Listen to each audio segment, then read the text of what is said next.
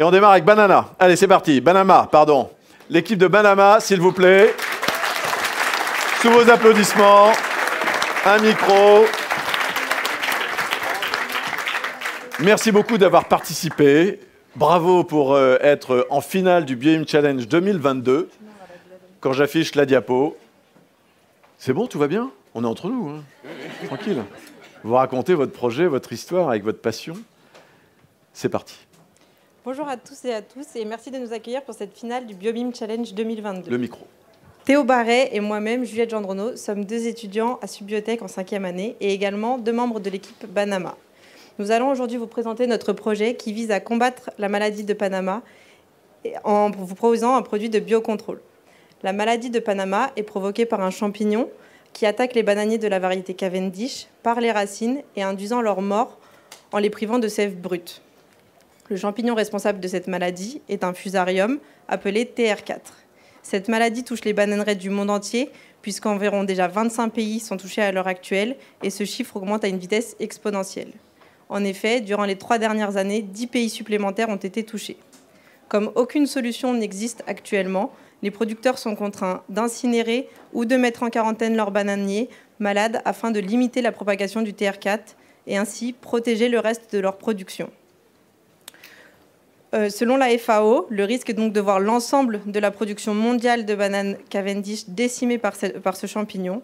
Pourtant, cette variété de bananes représente un marché mondial d'environ 14 milliards de dollars par an et 400 millions de personnes dans le monde en dépendent, que ce soit pour leur alimentation ou pour leurs revenus. Le problème est donc urgent.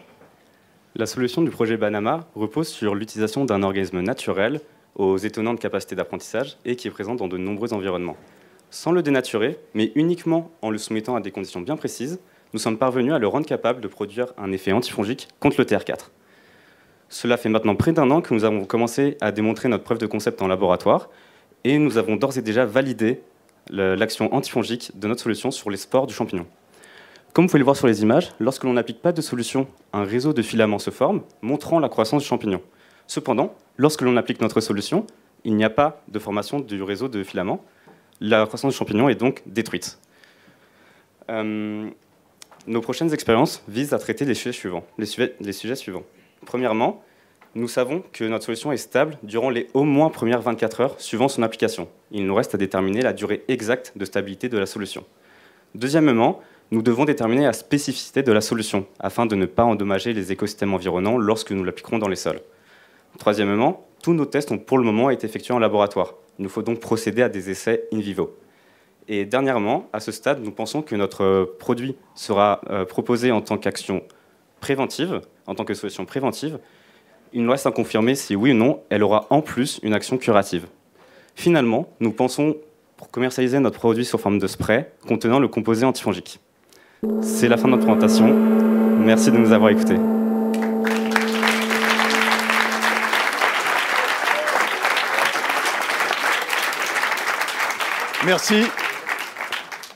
Merci beaucoup, surtout que vous avez fait 2,15, hein, parce que le gong est à 15, hein, c'est ça.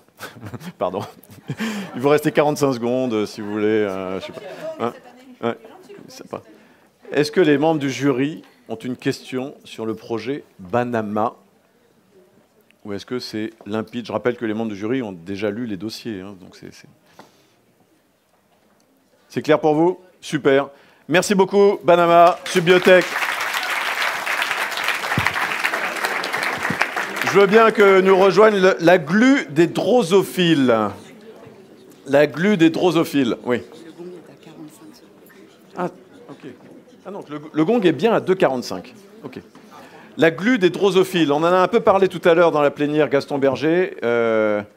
C'est incroyable les capacités d'adhésion qu'on peut observer dans le vivant. Merci beaucoup d'être là pour nous présenter votre projet. C'est à vous.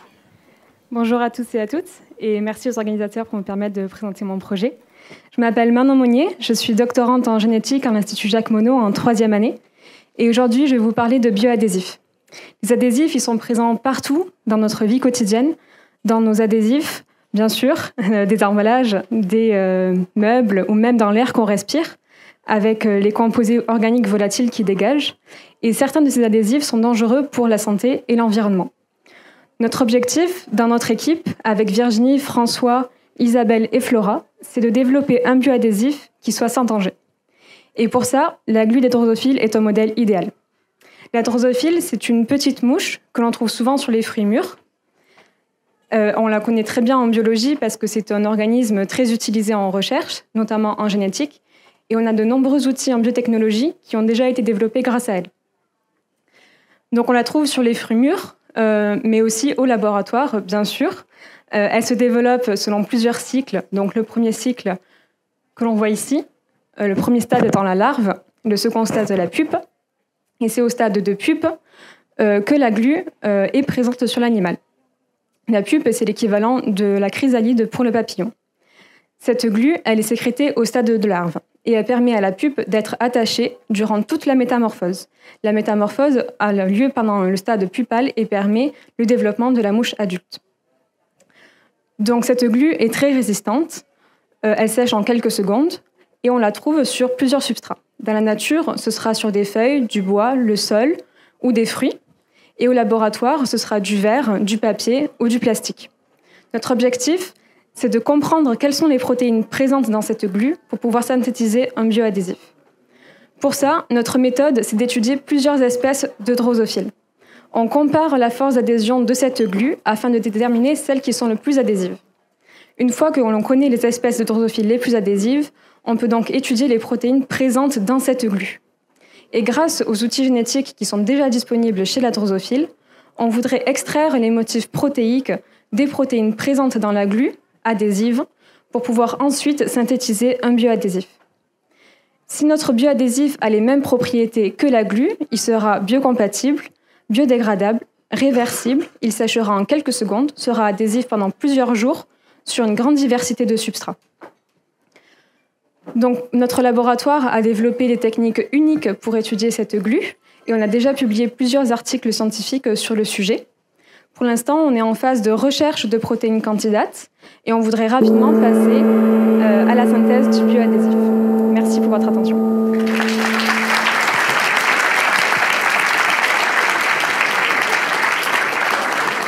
Merci beaucoup. C'est fou tout ce qu'on peut dire en 3 minutes. C'est génial. Est-ce que les membres du jury ont une question sur la glu des drosophiles? Merci beaucoup. Merci beaucoup pour le projet. J'appelle maintenant, s'il vous plaît, le projet Maëvar Project. On va être dans la santé, on va être dans le médical. Merci beaucoup d'être là sur ce projet déjà un peu avancé. Je vous en prie. Merci de nous présenter ce projet Maëvar. C'est à vous. Bonjour, François Colombier. Je présente donc le projet Maëvar de la société TRLR Innovative Surgery. Est-ce que vous connaissez les dissections aortiques? La problématique, elle est que ces pathologies vasculaires génèrent jusqu'à 10 000 ou généreront jusqu'à 10 000 patients atteints en 2030 avec une chance de survie qui est somme toute limitée. Ces dissections aortiques, elles sont bien sûr associées à l'aorte. L'aorte, c'est le vaisseau sanguin le plus long du corps, qui part du cœur et qui va distribuer le sang oxygéné dans l'ensemble du corps. Cette aorte, elle est constituée de 3 couches, une couche interne, une couche intermédiaire et une couche externe.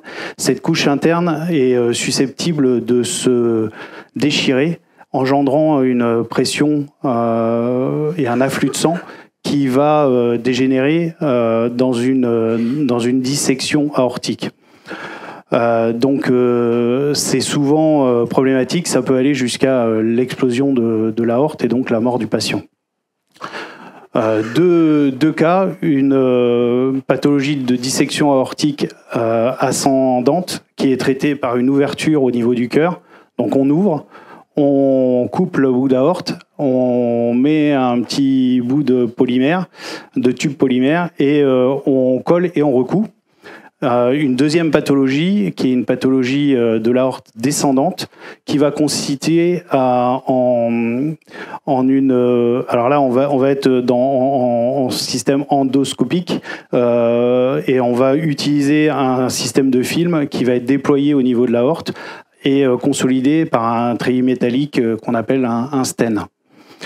Toutes ces solutions-là ont pas mal d'inconvénients. La première, c'est qu'elles sont longues à mettre en œuvre et souvent c'est de l'urgence absolue, voire quasiment nécessaire. Ensuite, vous avez une problématique en dehors de cette urgence qui est une problématique de transfusion sanguine.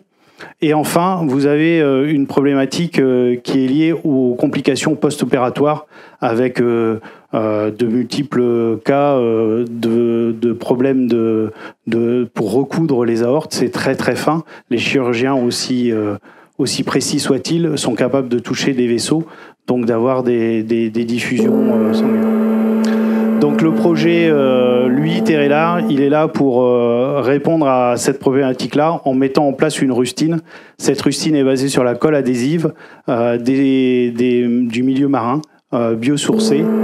Et, non mais on vous laisse 10 ou 15 secondes si vous voulez bien, parce que comme vous nous avez bien décrit le contexte, prenez les 10 ou 15 secondes pour nous emmener jusqu'au bout. Ouais, je suis désolé, je remplace à la main levée, et c'est compliqué pour moi. Donc, les problématiques portent sur quatre thèmes. Une problématique liée à la contrainte du collage. Il faut que ça colle très rapidement en moins de 2 minutes. Mais ça, les matériaux biosourcés et les mollusques marins nous donnent des solutions. Une problématique sur la durée de collage. Là aussi, on a une solution. Ensuite, c'est l'accroche. Là, il y a un brevet international qui a été déposé par le professeur en question. Et ensuite, la dernière contrainte, c'est la contrainte associée à la pression. Il y a une forte pression de 20 mégapascales et cette pression-là, la nature n'y répond pas. Donc il faut faire un assemblage des polymères, des colles existantes sous forme de polymères pour trouver une solution. Ok. Merci beaucoup pour cette présentation du projet Maëvar. Juste une question, est-ce qu'il y a des organismes, donc c'est principalement marins qui vous inspirent, oui. Est-ce qu'il y en a certains qui sont plus champions que d'autres pour vous inspirer ce type de stratégie ? Essentiellement l'étoile de mer, les moules, les concombres de mer, tous ces produits, voilà, okay. tous ces systèmes-là. Donc ça rejoint la problématique évoquée par ailleurs. Les membres du jury, ce que je vous propose, c'est que si vous avez une question, vous me le dites, parce que on sera plus efficace comme ça. Ça vous va ? Oui ? Merci beaucoup. Mais ayez des questions, il n'y a pas de problème.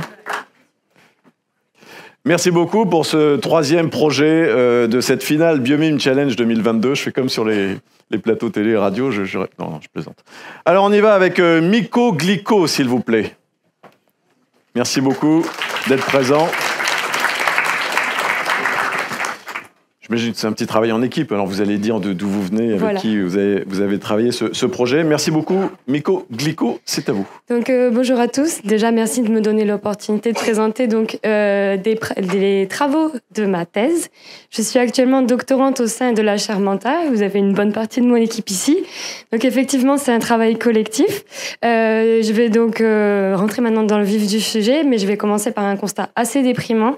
Dans le monde, chaque année, 14 000 tonnes de crème solaire sont déversées dans les récifs coralliens, agissant activement sur leur blanchiment.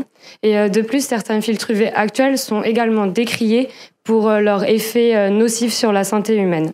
Mais il est pourtant essentiel de se protéger des UV, la peau et les yeux, car ces derniers les UV sont donc responsables de certaines maladies comme des cataractes ou bien des cancers. Il est donc urgent de développer des alternatives qui soient à la fois respectueuses de la santé humaine et de l'environnement. Et c'est donc dans cette optique que notre équipe, nous avons décidé d'aller voir ce qui se faisait un peu dans la nature et que nous nous sommes posé une question relativement farfelue. Comment font les poissons pour se protéger des coups de soleil ? Eh bien, en fait, les poissons sécrètent des petites molécules que l'on appelle des mycosporines. Elles ont des fortes propriétés anti-UV et antioxydantes. Elles se trouvent dans les zones sensibles, comme par exemple l'épine dorsale ou bien les yeux des poissons, dans lesquels elles sont associées à des biomolécules. On retrouve donc ces mycosporines dans d'autres organismes, comme des algues, des lichens ou des cyanobactéries, chez qui elles sont alors glycosylées, c'est-à-dire greffées à des sucres.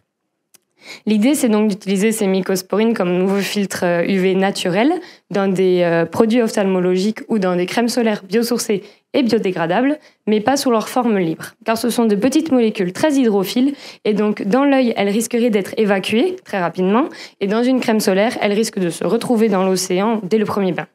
Donc notre idée, c'est de faire comme le poisson ou la cyanobactérie, et donc de glycosyler reproduire la glycosylation de ces mycosporines au laboratoire afin de pouvoir les retenir dans le produit envisagé. Alors pour ça, on ne va pas zigouiller de poisson, je vous rassure là-dessus. On va utiliser des mycosporines issues d'un lichen et des enzymes capables d'utiliser le glucose de notre sucre de table pour le polymériser. Donc l'innovation de notre travail a été de trouver une enzyme capable de greffer un ou deux glucoses sur la mycosporine avec un rendement de quasiment 100%. Nous avons donc réussi à reproduire des mycosporines glycosylées comme dans la nature. Mais nous avons décidé d'aller un petit pas plus loin et de passer donc du biomimétisme à la bio-inspiration en allongeant cette partie sucre. Pour cela, nous avons mis en place une cascade enzymatique qui permet de moduler à façon la taille de cette partie sucre. D'après nos premiers tests, nous avons donc pu vérifier que les mycosporines avaient tout leur pouvoir anti-UV, glycosylées ou non. Et donc nous espérons obtenir une formulation épurée avec un principe actif tout en un, ayant à la fois des propriétés antioxydantes, anti-UV, mais aussi texturantes et hydratantes grâce à la partie sucre. De plus, notre produit fonctionne aussi bien sur mycosporine purifiée que sur un extrait brut du lichen, ce qui permet d'en réduire drastiquement les coûts. Et ces travaux sont actuellement protégés par un brevet, un dépôt de brevet. Merci beaucoup pour votre attention. J'espère vous avoir intéressé. Et je vous rends le micro. Attendez. Merci beaucoup pour cette présentation. On en profite pour saluer l'Université de Pau et des Pays de l'Adour, la chère Manta, Susanna Fernandez, Laurent Billon et toute la bande. Une question. Delphine. Oui. Delphine Bouvier, L'Oréal. Merci Delphine. Merci beaucoup, super présentation, bravo. Alors effectivement, les mycosporines sont très connues dans le domaine que vous décrivez là. Donc, comme vous avez déposé un brevet ou comme vous êtes en cours de dépôt de brevet, est-ce que vous pouvez nous dire effectivement quelle est la spécificité de la technologie à laquelle vous pensez à travers tous les dépôts de brevets qui existent déjà dans ce domaine-là, qui sont larges et variés? Merci. Donc nous, le dépôt de brevet, il consiste, le cœur du dépôt de brevet, c'est donc la glycosylation enzymatique des mycosporines. On a donc mis en place un procédé qui permet de les glycosyler d'une manière très efficace et donc, comme je disais, de générer de la diversité concernant les parties sucre. Et donc nous, c'est ce procédé qu'on brevette et donc aussi les mycosporines glycosylées qui là vont être donc beaucoup plus faciles à mettre en formulation et essayer de lever les limitations actuelles qu'on rencontre en formulation. Donc voilà, c'est sur cet aspect-là qu'on essaye d'aller plus loin. Merci. Merci beaucoup. Merci beaucoup. Myco-glyco. La prochaine équipe, c'est NeoRed, s'il vous plaît. Merci pour eux. Là, on va parler de coloration, de couleur. Merci beaucoup d'être là et de nous présenter ce projet NeoRed. C'est à vous. Donc bonjour à tous et merci de nous accueillir. D'abord, j'aurais une petite question à vous poser. Savez-vous d'où provient la coloration rouge que vous retrouvez dans vos yaourts à la fraise ou encore dans votre rouge à lèvres? Exactement, donc ça provient de la cochenille qui est un insecte parasite du cactus et ça provient du coup du rouge carmin plus particulièrement. Et ce rouge carmin, c'est le colorant favori des industriels en raison de son fort pouvoir colorant et de sa grande stabilité chimique. C'est pour ça qu'il est utilisé dans plusieurs industries telles que la cosmétique, l'agroalimentaire et même la pharmaceutique face à des alternatives végétales qui, elles, sont moins colorantes. On le retrouve en France aujourd'hui dans plus de 3200 produits, ce qui fait de nous le premier importateur européen de rouge carmin. Mais la production de ce rouge carmin actuel, elle est problématique. Et pourquoi ? Premièrement, parce qu'il y a un problème environnemental et éthique. En effet, pour produire 25 kg de pigments, nous avons besoin de broyer 3 millions de cochenilles et de consommer 83 000 litres d'eau. En plus de cela, le colorant est produit majoritairement au Pérou et donc lors de l'export, on va avoir besoin, on va émettre beaucoup de gaz à effet de serre. Et finalement, il y a également un problème sanitaire car les résidus de cochenilles qui sont présents dans le pigment vont se retrouver dans les produits finis et du coup, il y a certaines personnes qui vont avoir des réactions allergiques. Alors, pour répondre à ces problématiques, mais tout en gardant les propriétés clés du rouge carmin, on est au final revenu à l'élément clé essentiel de toute cette production, qui est donc les fameuses cochenilles. Donc, notre projet BioInspiré consiste en fait à répliquer tout le mécanisme de production de la cochenille qui existe, production du rouge carmin, qui existe chez la cochenille, mais chez des cellules végétales. Donc le pigment qu'on obtiendra à ce moment-là sera donc hypoallergénique, parce que forcément il n'y aura pas de résidus d'insectes, et il sera aussi vegan, puisqu'il sera issu d'origine de cellules végétales et non plus d'origine animale. Donc cet aspect, il permettra aux industries de s'ouvrir à un plus grand marché, qui est celui des 1,4 million de Français végétariens. Donc pour le moment, depuis maintenant le début de l'année 2022, nous avons élaboré un plan d'expérience et réalisé nos premières étapes en laboratoire. À court terme, nous voulons donc obtenir des cellules végétales avec une nouvelle capacité, celle de produire le rouge carmin, qui sera notre preuve de concept. Et à long terme, nous voulons relocaliser la production en France, là où sont situées les industries qui consomment le plus de rouge carmin. Voilà, donc NeoRed, c'est la solution BioInspiré qui permet de créer du rouge carmin en utilisant des cellules végétales comme mini-usines de production. Merci à tous.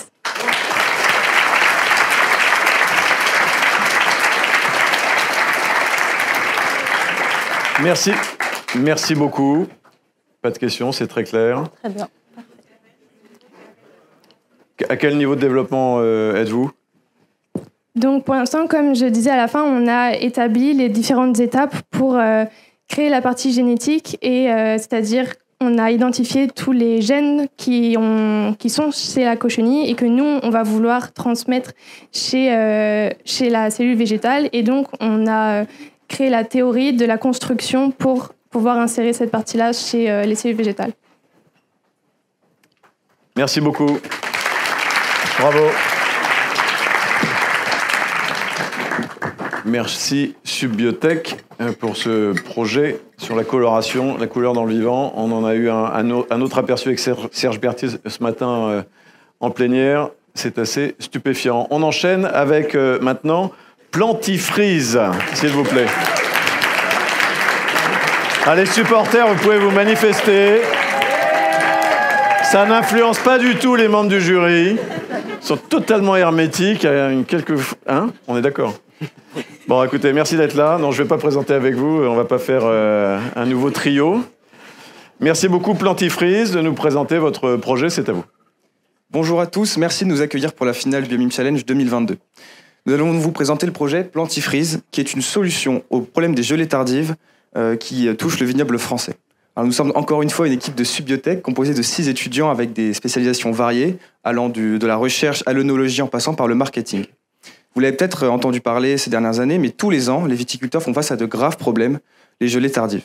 En 2021, on peut parler de 30% de la récolte nationale perdue et une perte directe des viticulteurs de 2 milliards d'euros. Alors d'où vient le problème, je vais vous le dire. En hiver, la vigne est en dormance. Le gel n'a donc pas d'impact sur elle. Au printemps, par contre, avec le retour des températures plus douces, la vigne va sortir de sa dormance et le bourgeonnement va recommencer. Or, les bourgeons ne sont pas du tout faits pour résister au gel. Ainsi, lorsque des gelées arrivent au printemps, les bourgeons sont détruits, tout comme la future récolte. On pourrait aussi penser au réchauffement climatique et se dire que le problème des gelées va disparaître, mais il n'en est rien.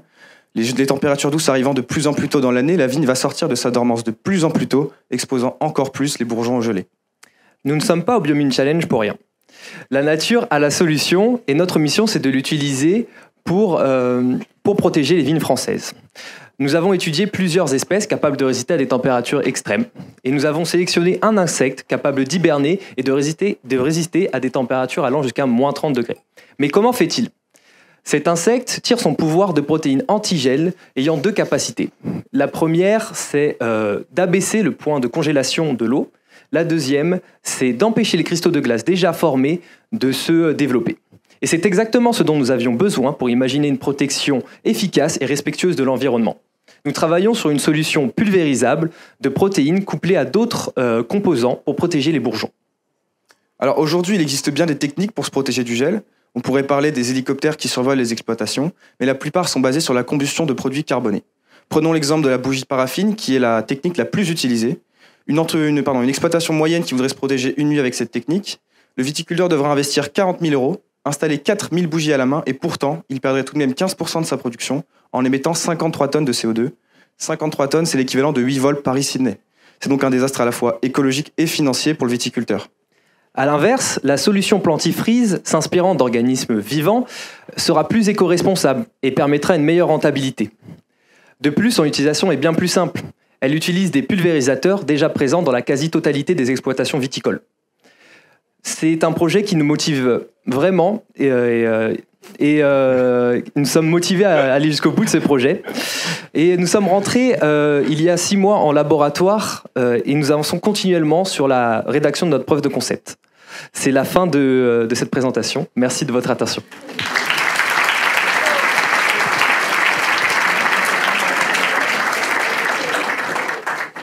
C'est important de croire en son projet, d'être motivé. Pas de question, juste une. Donc les solutions appliquées aujourd'hui, elles essayent de reproduire de la chaleur finalement à proximité. C'est des hydrocarbures en général ou des produits à partir de bois ou de déchets qui sont brûlés au milieu des vignes et voilà, produit des quantités exceptionnelles de CO2 et propose une solution pas très efficace au regard du vrai problème. Ok, intéressant. Merci beaucoup. Ah oui, question de Kalina Raskin-Sebios. Oui, merci à vous pour cet exposé. C'est une protéine en particulier issue d'un insecte en particulier ou c'est une protéine qu'on retrouve de façon plus récurrente chez plusieurs insectes ? Oui, j'allais vous demander. Oui. Merci Kalina. On peut retrouver ce type de protéines dans plusieurs espèces, que ce soit animales ou végétales, mais nous nous concentrons sur une protéine d'un certain insecte, précisément. Oui, exactement. Ouais. Motivé, mais en maîtrise. Hein. Fais attention. Merci beaucoup pour votre projet Plantifreeze. Bon, je veux autant de bruit pour les suivants, s'il vous plaît. Les suivants, Pausania.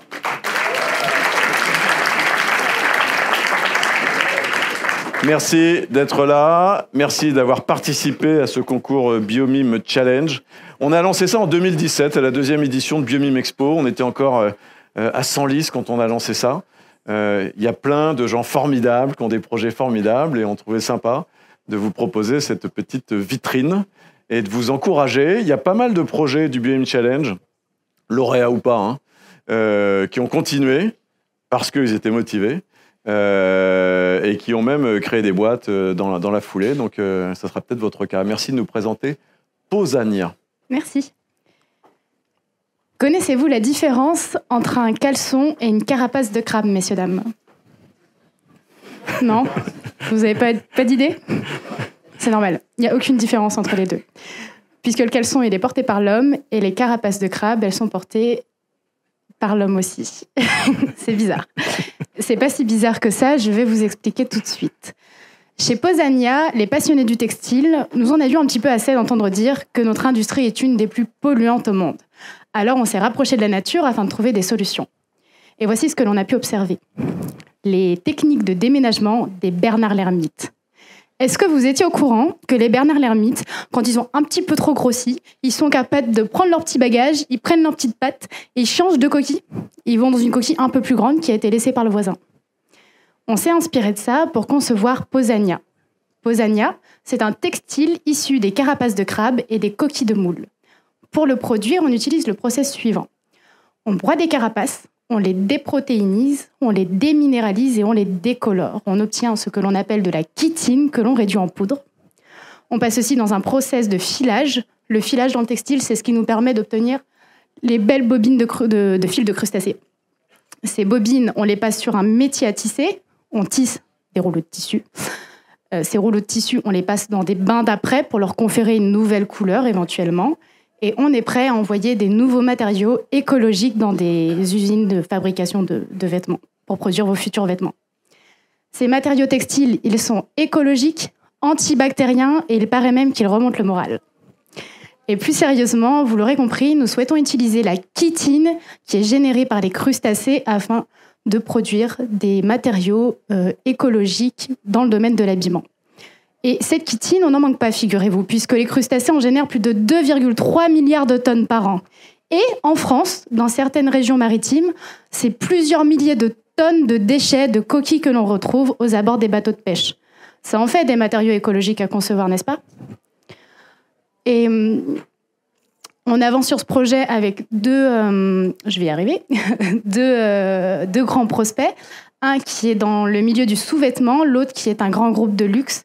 Ils attendent avec impatience nos prototypes finaux et pour avancer, on a besoin de vous. Alors, je me présente, je suis Sarah Elisa Wali, enchantée. J'ai créé Posania parce que je souhaite participer à l'élaboration d'une industrie locale, durable et performante. J'avance avec un partenaire belge ainsi que 2 incroyables mentors. Et j'ai besoin d'une part de conseillers pour m'aider sur mon projet, ainsi que de fonds pour lancer ma 2e phase de prototypage. Alors, messieurs, dames, n'ayez pas peur, portez des crabes dans vos caleçons et vos culottes, portez Posania.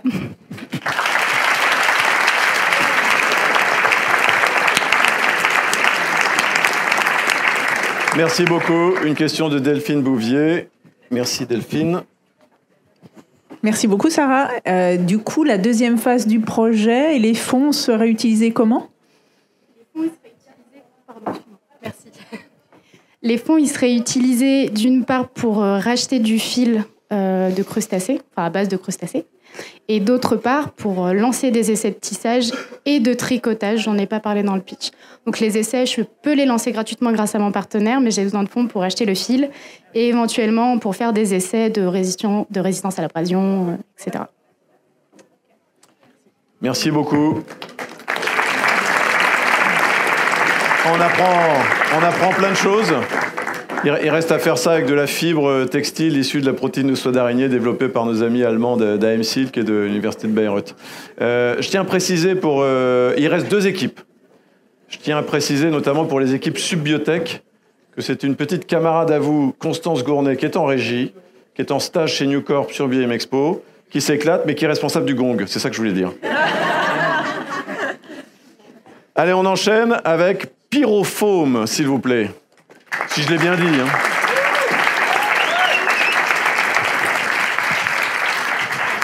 Merci beaucoup.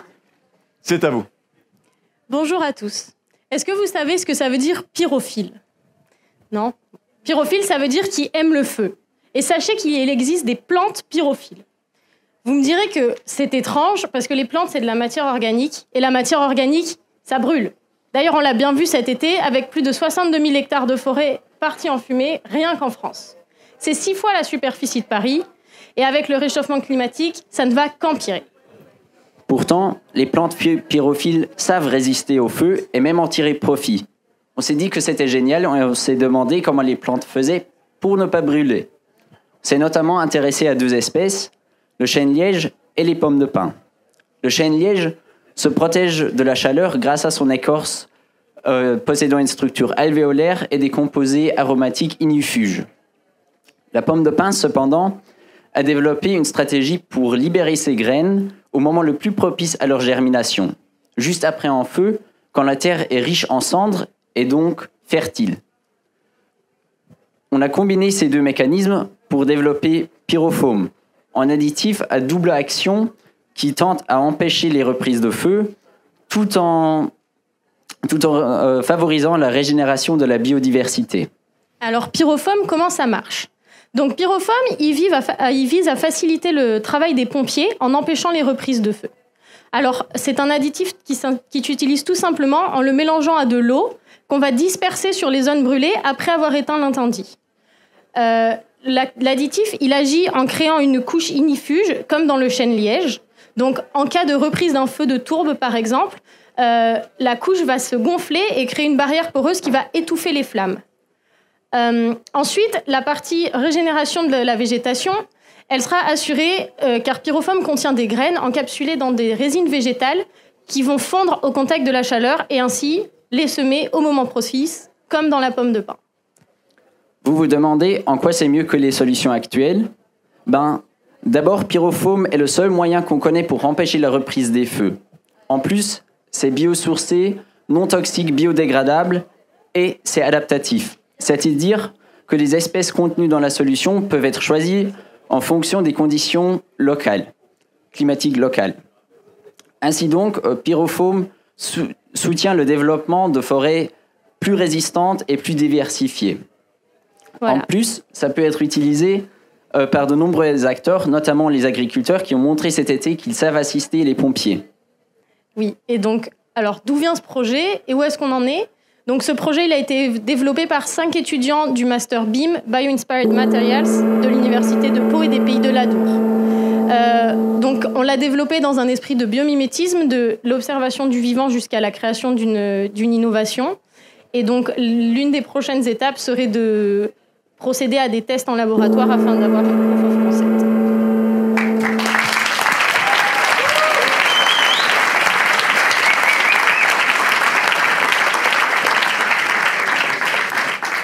Merci beaucoup. Pas de questions. Malheureusement, l'actualité va donner du potentiel à votre projet. Merci beaucoup. Je veux bien que vous reposiez les micros et on va accueillir la dernière équipe sous un tonnerre d'applaudissements, s'il vous plaît. Vitropep.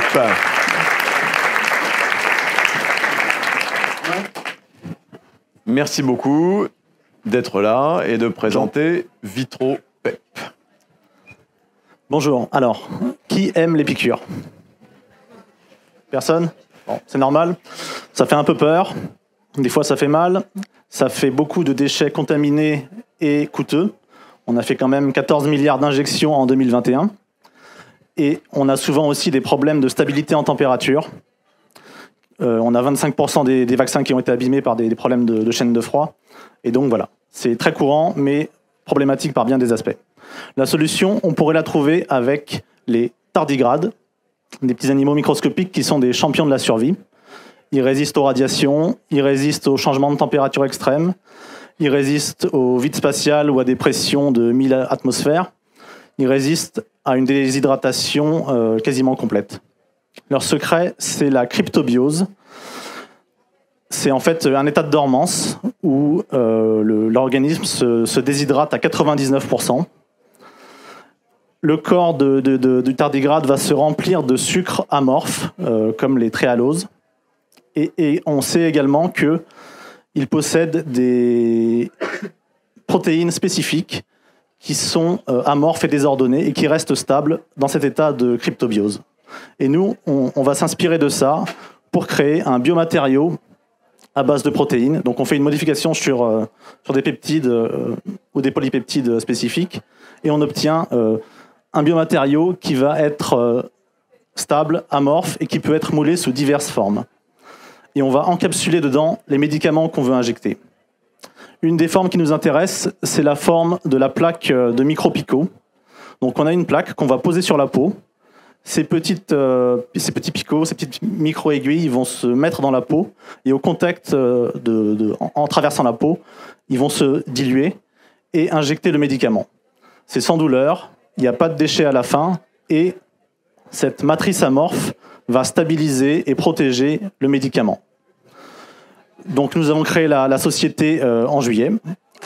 Nous avons fait une première preuve de concept où on a réussi à injecter de l'encre et des antibiotiques dans des modèles de peau. Maintenant, on avance tranquillement sur le prototype.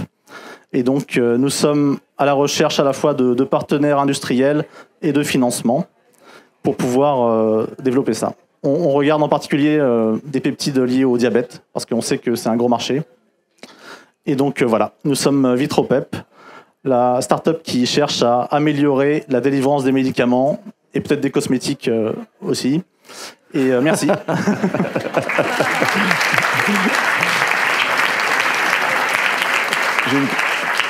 Merci beaucoup. J'ai une question. Les micros picots, les micros aiguilles, quoi.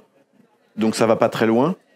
Est-ce qu'on peut délivrer quand même à peu près tout ce qu'on veut, ou est-ce que ça crée une limite? Alors, on est effectivement limité à l'intradermique. Les petites molécules peuvent diffuser jusqu'au systémique. Il faut aussi se dire qu'on peut mouler ça sous n'importe quelle forme. Donc on peut imaginer des pilules qui pourraient être avalées, voire même des boules de micro-aiguilles qui pourraient arriver jusqu'à l'intestin. Donc injection intestinale, absorption dans l'estomac. On peut vraiment faire n'importe quelle forme avec une précision micrométrique. Ok. Voilà. Merci beaucoup. C'était le 9e et dernier projet de cette finale Biomime Challenge 2022. Donc, et c'est pas pour faire comme à la télé, pour vous donner rendez-vous dans 1 heure, etc. C'est simplement que le jury va pouvoir travailler tranquillement. On se retrouve ici dans 1 heure précise pour le podium. Bon, écoutez, merci infiniment d'avoir participé à ce Biomime Challenge 2022. On va aller directement à l'essentiel. Il y a 4 prix. Donc, il y a également un prix coup de cœur.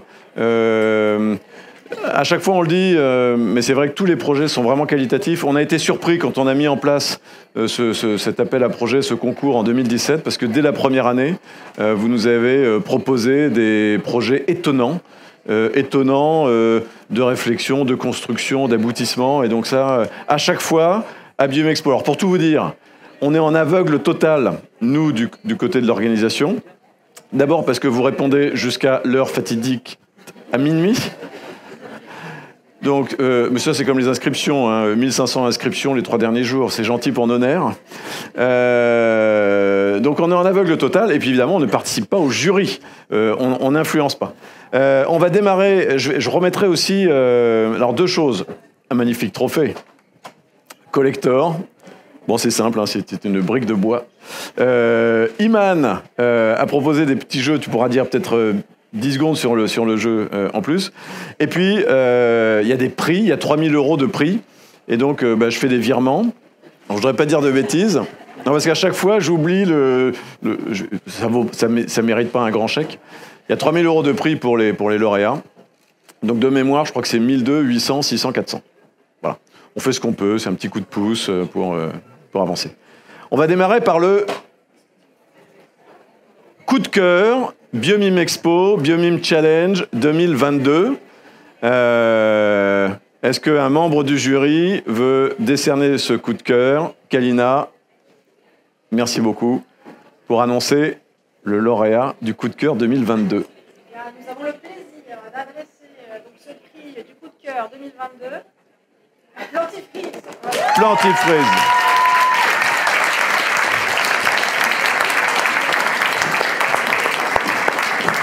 Bravo. Hop là. Bravo. Allez, on va faire une petite photo. Bravo Plantifreeze. Coup de cœur 2022. Y compris pour une notion un petit peu à la fois agricole, sociale, changement de paradigme, voilà, substitution. Bon, il y a encore des preuves de concept ou des choses comme ça qu'on attend, mais vous reviendrez l'année prochaine, vous aurez un stand. Bah, blaguer, ils sont où cryo-transplant? Voilà, Rose. Lauréate 2021, exposante. Voilà. Bon, bravo. C'est bon pour la photo, il est où Gauthier? C'est bon? Merci. L'année dernière, c'était Thibaut, là c'est Gauthier. Voilà. Bravo. Allez. Super. Alors j'en profite avant d'oublier, à 17h30, on va faire une grande photo sur la scène des lauréats et des candidats, et des lauréats et des candidats des années précédentes. C'est-à-dire tous ceux qui, à un moment donné, ont participé au Biomime Challenge, on fera une grande photo sur la scène. Allez, on continue avec... Et pardon, j'ai oublié, Iman vous expliquera ce petit jeu de cartes. Bravo. Plus sérieusement, défi nature. Non, j'ai un micro. Animaux inspirants, une série de cartes étonnantes, très bien écrites, très bien illustré. Je ne peux pas l'ouvrir. L'auteur est ici, Iman. Elle pourra vous expliquer. Merci, Iman. Il y en a d'autres, s'il faut distribuer. Troisième prix, alors j'y pense en même temps, pardon, je pense en même temps que je parle, pardon. Rose, tu remettras un prix, parce que j'aime bien quand les lauréats des années d'avant remettent un prix. Donc, le troisième prix, Rose, si tu veux bien. Ah, Sylvie. Bon, ok. Sylvie Bénard, merci beaucoup d'annoncer le troisième prix. Alors, le troisième prix va à Vitropep.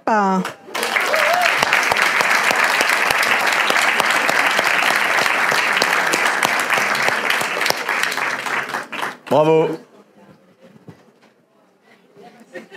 La photo va plus vite, là. Merci beaucoup, Sylvie. Ça vous va si c'est Rose pour le deuxième prix? Ok. Et pardon, on va pas faire la blague à chaque fois, mais...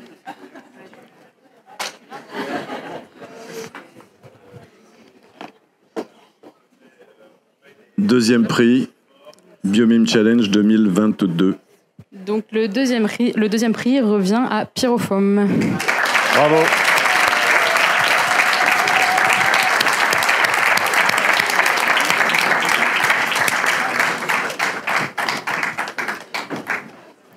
Oh là là.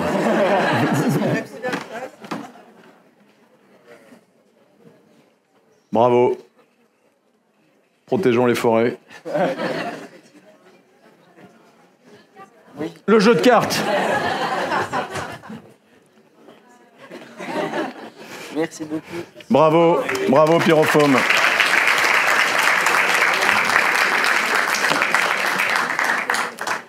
Et alors, attention, roulement de tambour. Pour le premier prix, le lauréat premier prix du Biomime Challenge 2022, je vais peut-être vous donner un indice en appelant le membre du jury qui va remettre ce prix et qui a posé une question sur ce projet. Delphine Bouvier, s'il te plaît. Oui, en fait, j'étais la seule à poser des questions quasi. Alors, le premier prix. Alors, qui? Des idées? Non? Miko Glico.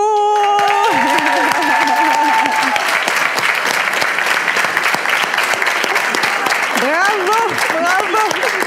Revenez nous voir quand le brevet est déposé. Hein? Oui.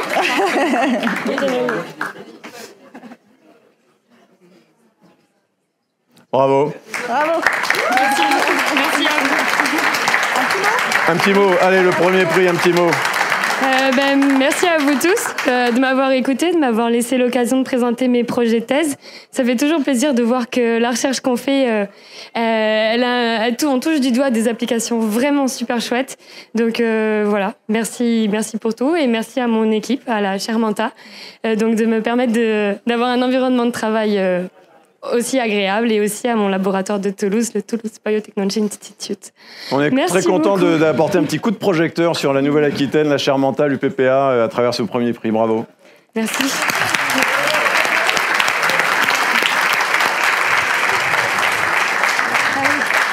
Merci. Bravo.